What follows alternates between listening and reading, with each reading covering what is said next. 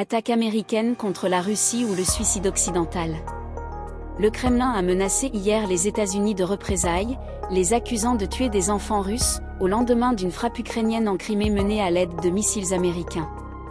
La Russie considère que Washington est devenue une partie en conflit en autorisant Kiev à utiliser des missiles de longue portée contre des régions russes et la Crimée, qui accueillent des bases stratégiques de l'armée russe.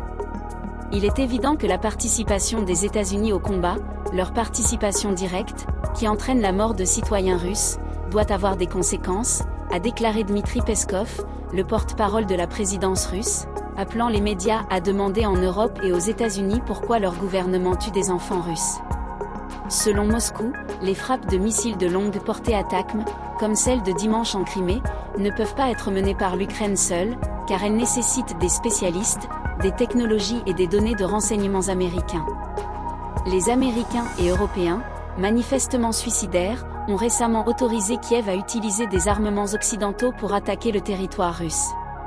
Évoquant des représailles, Vladimir Poutine avait menacé ce mois-ci de livrer des armes équivalentes à des ennemis des Occidentaux pour qu'ils frappent leurs intérêts dans d'autres régions du monde. Si quelqu'un considère comme possible de fournir de telles armes dans la zone de combat pour frapper notre territoire, pourquoi n'aurions-nous pas le droit de fournir nos armes de la même classe dans des régions du monde où seront frappées les installations sensibles des pays qui agissent ainsi contre la Russie, avait-il déclaré le 5 juin. Selon l'armée russe, 5 missiles ATACMS ont été tirés par les forces ukrainiennes dimanche et 4 auraient été détruits en vol près de Sébastopol, ville portuaire abritant la flotte russe de la mer Noire. Le gouverneur a indiqué que des débris des projectiles interceptés étaient retombés sur les zones côtières. Au moins 4 morts ont été recensés, dont 2 enfants, et plus de 150 personnes ont été blessées, selon les autorités locales.